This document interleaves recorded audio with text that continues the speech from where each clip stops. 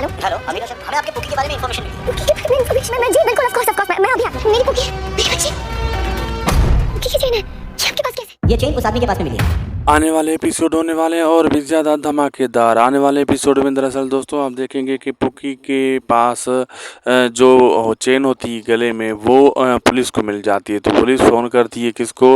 अबीरा को। अबीरा को कहती है कि कुछ हमें इन्फॉर्मेशन मिली है पुकी के बारे में, आप आ जाइए। तो विद्या और दादी साहब को छोड़कर अबीरा पहुंच जाती है थाने। तो वो दिखाते हैं कि ये चेन मिली है इस बंदे से।